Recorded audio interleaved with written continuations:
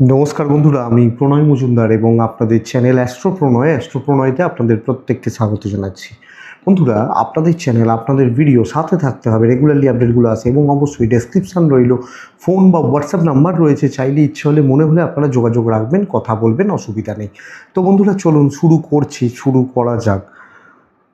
এটা বাস্তুর ভিডিও। 5টা বিশেষ টিপস দেবো বাস্তু ঠিকের জন্য, বাস্তুকে ভালো রাখার জন্য, এবং এই টিপসগুলো যদি ঠিকঠাক পালন করেন, বাস্তু উন্নতি সিঁড়ি বানাবে। বাস্তু কেন এত ইম্পর্টেন্ট বুঝতে হবে এটা। আমি সকালবেলা কাজে বেরোই, আপনি চাকরিতে বেরোন, আরেকজন কেউ কোথাও বেরোন, বা কেউ ওয়ার্ক ফ্রম হোম করছেন, এই তো এভাবেই তো জীবন চলছে। তো আমরা দিনের শেষে কোথায় ফিরে আসি? আমাদের শোয়ার ঘরটায় ফিরে আসি, আমাদের বাড়িটায় ফিরে আসি। বাড়ি টানে, দেখবেন এটা ঘটনা, কিন্তু বাস্তু মানুষকে টানে, আকর্ষণ করে। তাই আমরা এটা যদি একটু ডিপলি খেয়াল করেন, লক্ষ্য করবেন, দেখবেন যে আমাদের যেটা বাড়ি, আপনার বাড়ি হতে পারে 5তলা বাড়ি, আপনার বিশাল ল্যাবিশ বাড়ি, কিন্তু আমার হয়তো একটা মাটির ঘর। তাও আমার দিনের শেষে আমার ওই ঘরটাকেই আমার সবচেয়ে প্রিয়, কারণ ওটা আমার বাস্তু, ওটা আমার নিজের জায়গা। এবং সেই জায়গার গণ্ডগোল, গোলমাল করে রাখা, উন্নতি অনেকাংশে অশুভ। দেখুন, একটা জিনিস, একটা কনফিউশন ক্লিয়ার করি। দুটো কথা আগে বলে নিই, তারপর ভিডিওটা শুরু করব। এটা শুনুন একটু। এক, ঈশান কোণ বাড়ির উত্তর পূর্ব কোণ। আমি আগেও অনেকবার বলেছি, যাদের ঈশান কোণে বাথরুম বা টয়লেট রয়ে গেছে তার প্রতিকার হয় না, বুঝে রাখুন এটা। আমি আমার অন্তত মতে ঈশান কোণের প্রতিকার হয় না বাথরুম থাকলে। এবার বলবেন ভেঙে ফেলে দেবো, সেটা আপনার ব্যাপার, আমি এখানে ভিডিওতে তো ওসব কথা বলতে পারি না, উচিতও নয়। অ্যাকচুয়ালি ওটার প্রতিকার হয় না। 2 নম্বর কথা হচ্ছে, ক্লিয়ারলি বুঝবেন একটা জিনিস, আমার মত এটা। ধরুন আপনার কোনো একটা গ্রামে বাড়ি, দেশের বাড়ি বা গ্রামে বাড়ি। আগেকার দিনে বাড়িগুলো কি হতো, 1 বিঘে 2 বিঘে জায়গার ওপরও বাড়ি থাকতো, সেই গোল করে বাড়ি থাকতো, মাঝখানটায় বিশাল উঠোন বা দালান বলা হতো। তার আগে ছিল সদর, মানে তার আগে যদি আরেকটু আগে চলে যাই, সেখানে অন্দরমহল আর বাহির মহল এরকম ব্যাপার ছিল, কম বৈঠকখানা ছিল। ওসব উঠে গেছে, এখন ওই বাড়িও নেই। এখন 2 কামরার ফ্ল্যাট, 1000-1200 স্কোয়ার ফিটটাও এখন বিলাসিতা। 700-800 স্কোয়ার ফিটে মানুষ থাকছে। আমি একটা ফ্ল্যাট দেখেছি 495 স্কোয়ার ফিট থাকছে। কি করবে মানুষ, কোথা থেকে পাবে? তো যাই হোক, তাহলে এখানে বাস্তুর টু দ্য পয়েন্ট করা সম্ভব নয়, প্র্যাকটিক্যালি ভাবতে হবে। যাদের বাড়ি 2 বিঘে জায়গার ওপর ছিল, ধরুন আমার 2 কাঠা 2 বিঘে জায়গার ওপর বাড়ি, 1 বিঘে জায়গার ওপর আমার গ্রামের বাড়ি, যা যা পারলাম, যেভাবে পারলাম করতে পারি। মনে হলো ওদিকটা ব্যবহার করবো না তো করতে পারি, কিন্তু 800 স্কোয়ার ফিটের ফ্ল্যাটে, বা যারা কলকাতায় থাকেন, কি থাকেন কোথায়, 1200-1400 স্কোয়ার ফিটের ফ্ল্যাট বহু দাম, বহু কস্ট। তো যাই হোক, ধরে নিলাম তাই।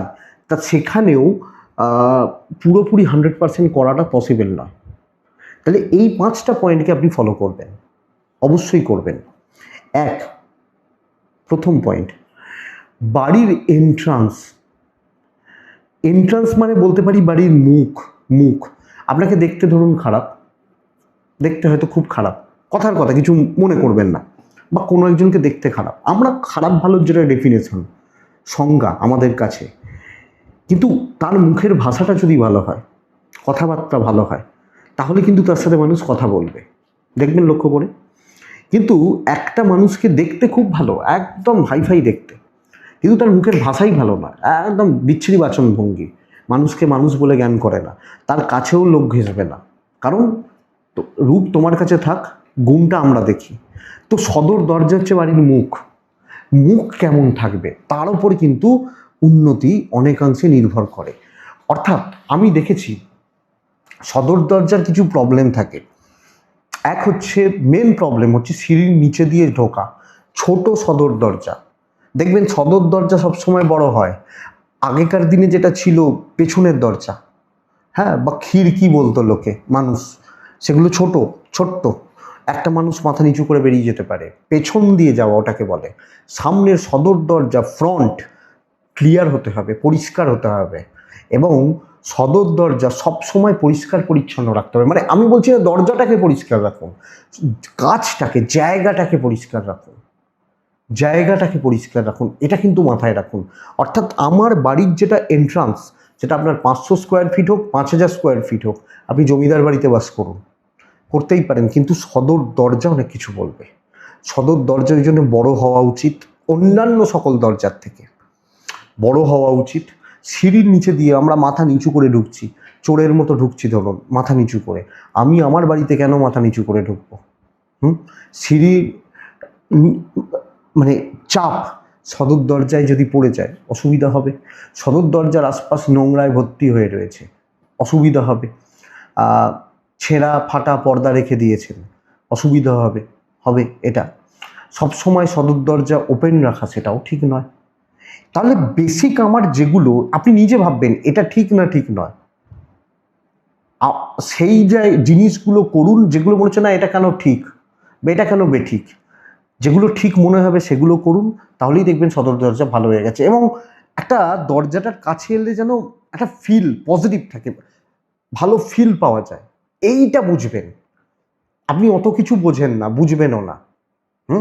সেই আমরা রান্নার টেস্ট করার সময় দেখি না যে দেখেই তো মনে হচ্ছে ভালো হয়েছে, তাহলে খেলে ভালোই লাগবে, এই দেখেই মনে হচ্ছে ভালো হচ্ছে সব ক্ষেত্রেই বোঝা যায়, সেটা দেখুন।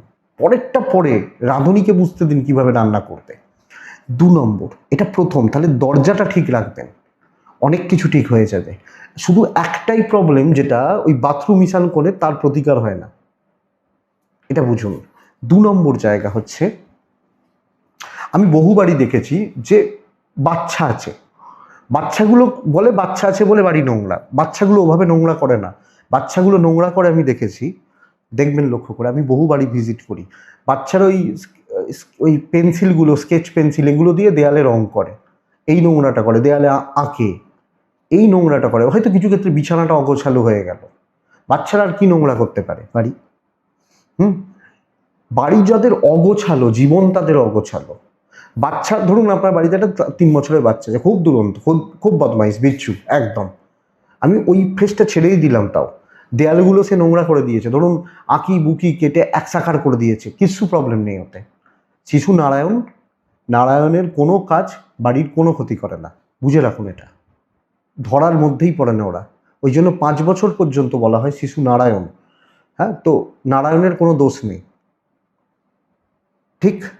তাহলে ওইটা বাদ দিচ্ছি, কিন্তু অনেকের দেখবেন বলা এরা খুব নোংরা, বলি না, তো বাড়ি যদি নোংরা হয়, বাস্তু যদি নোংরা হয়, বাস্তু যদি পরিষ্কার আপনার খুব দামি জিনিস দিয়েই যে বাড়ি সাজাতে হবে তা নয়, সাজাতেও বলছি না, পরিষ্কার রাখুন, পরিষ্কার পরিচ্ছন্ন, একটু চকচকে যেন থাকে বাড়িটা, ধুলো বালি হয়ে রয়েছে, ড্যাম্প হয়ে রয়েছে বাড়িতে, রাহুর প্রভাব পুরো মাত্রায়, তাহলে টেনশন ছাড়বে না, আর অগোছালো বাড়ি অগোছালো জীবনকে নির্দেশ করে। তাহলে সে অনেক মহিলা বলেন আমি নোংরা সহ্য করতে পারি না, বাড়ির এক চুল নোংরা আমি সহ্য করতে পারি না, হয়তো তাহলে বাড়ি পরিষ্কার রাখতে হবে, জীবন পরিষ্কার থাকবে, এটা কিন্তু অবশ্যই ফলো করবেন। আমি একটু সময় নিয়েই ভিডিওটা করছি, একটু উদাহরণ দিয়ে দিয়েই বলছি আপনাদেরকে। 3 হচ্ছে ঠাকুরের সিংহাসন, এটা ভীষণ ইম্পর্টেন্ট জিনিস। দেখুন, অ্যাকচুয়ালি উচিত হচ্ছে ঠাকুরের জন্য, দেবতার জন্য আলাদা ঘর দেওয়া। আমরা যদি বলি ঠাকুর ঘর, যদি বলছি তাহলে ঘর কোথায়? হাজব্যান্ড ওয়াইফের রুমে তো ঠাকুর রাখা যাবে না, তাও এজেডদের রুমে ঠাকুর হয়, তাও উচিত নয়। আমি সেটা যদি ধরলাম আপনার জায়গা নেই, ধরে নিলাম জায়গা নেই, 2 BHK ফ্ল্যাট কোথায় রাখবেন? তাহলে ঠাকুরের যে সিংহাসন সাদা হওয়া উচিত। আর মানুষ ভাবেন যে আমি যত পারবো ঠাকুর ভরে দেবো, তাহলেই হয়তো আমার 33 কোটিরও ডেফিনেশন আছে, যাই হোক, সব দেবতা বা দেবী আমাকে আশীর্বাদ করতে থাকবেন, এটা নয়। ঠাকুরের সিংহাসন সবসময় পরিষ্কার হওয়া উচিত। দেবতার সিংহাসন যদি পরিষ্কার থাকে, বাস্তুর অনেক দোষ কেটে যায়, ওটাই তো বাড়ির পজিটিভ এনার্জির উৎস। তা সেই উৎসটাকে কি করে গড়বড় করতে পারেন আপনি? যাবে না তো, সম্ভব নয় তো সেটা গড়বড় করা। দুটো শিবলিঙ্গ, আমি দেখেছি এরকম, 3টে গোপাল, 4টে মা কালীর ছবি, এইভাবে রাখার দরকার নেই। শিবলিঙ্গ একটাই থাকবে। গোপাল নিয়ে আমার কিছু বলার নেই, অনেকে এক একজন এক একটা গোপাল ইউজ করেন, কিন্তু এবং সাজানোটাও ঠিকঠাক সাজাতে হবে।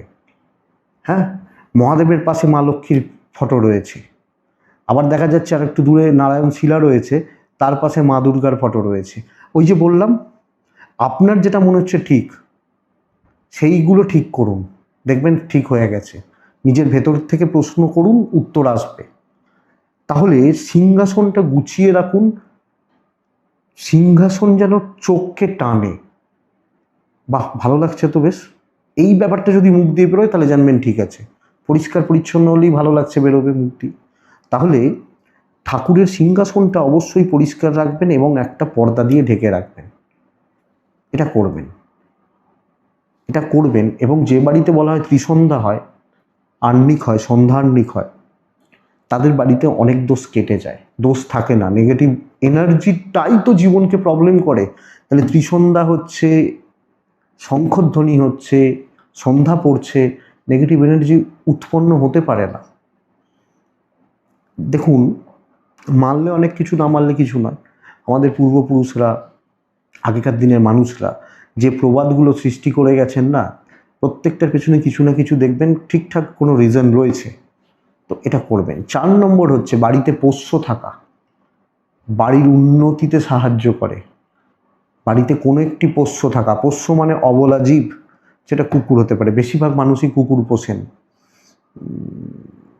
বা কিছু ক্ষেত্রে কিছু মানুষ বিড়ালও পোষেন, কিন্তু ইন জেনারেলি 80% কেসেসে দেখা যায় কুকুর পুষছেন। সেটা স্ট্রিট ডগও হতে পারে বা দামি দামি কোনো কুকুরও হতে পারে। পোষ্য থাকা,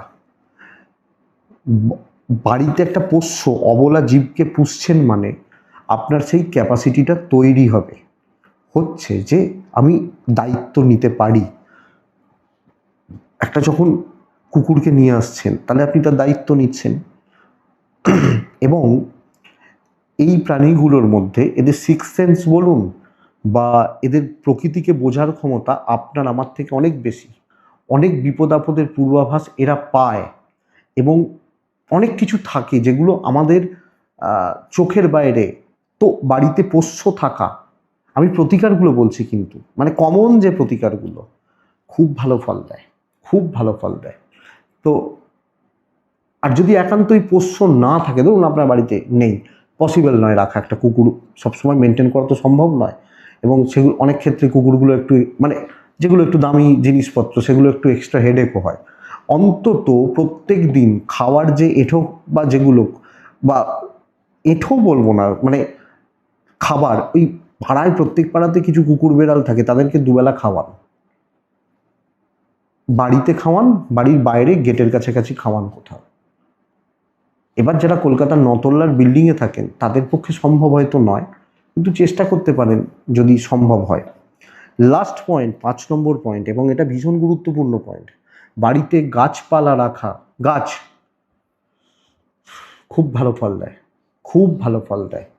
বাড়ির ভেতর কিছু, যাদের ফ্ল্যাটে বাড়ি তারা ব্যালকনিতে একটু গাছ করেন, যাদের ফ্ল্যাটে বাড়ি একটু ব্যালকনিতে গাছ করেন, যাদের জায়গা আছে বাড়ি, তাদের হয়তো 4টে গাছ করার জায়গা রয়েছে। বাড়িতে সবুজ যত ঢোকাবেন বুধের প্রভাব তত ভালো হবে। সবুজ যত ঢোকাবেন বুধ তত ভালো হবে। বুধ যত ভালো হবে চিন্তায় স্বচ্ছতা থাকবে, চিন্তায় স্বচ্ছতা থাকবে, মনে পজিটিভিটি থাকবে। হ্যাঁ, এবং দেখবেন বুধ হচ্ছে শিশু, বাচ্চাদের সঙ্গে তুলনা করা হয় বুধকে।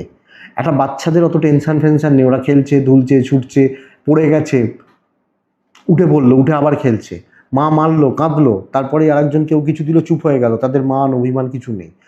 শিশুর সঙ্গে তুলনা করা হয়, শিশুর মধ্যে এই গুণগুলো থাকছে। সো বুধের প্রভাব বাড়ানো, বাড়িতে গাছপালা রাখা, সবুজ জিনিসপত্র রাখা, ভালো ফল হবে। টেনশন কমবে, স্ট্রেস কমবে, পজিটিভ ফিল করবেন, এগুলো হবে। এবং গাছপালা রাখা তো ভালোই, যদি সম্ভব হয় তুলসীও রাখবেন। এই 5টা পয়েন্ট করুন, এই পাঁচ পয়েন্ট বা 5টি কাজ সম্ভব হলে করুন, আপনার ভালো ফল পাবেন। করে দেখুন না, 4 আনা পয়সাও তো খরচা নেই, কিছু খরচা নেই। যে পয়েন্টগুলো বললাম করুন, ভালো হবে। এটুকুই থাক বন্ধুরা। মনে হলে হোয়াটসঅ্যাপ করতে পারেন, ডেসক্রিপশন রইল, ফোন বা হোয়াটসঅ্যাপ নাম্বার তো ডেসক্রিপশন রয়েছে। মনে হলে হোয়াটসঅ্যাপ করবেন। প্রত্যেকে ভালো থাকুন। এই আরও দেবো বাস্তুর কিছু ভিডিও দেবো পরপর। সুস্থ থাকুন। অবশ্যই বন্ধুরা, শান্তিতে থাকতেই হবে। শান্তিতে থাকুন। নমস্কার।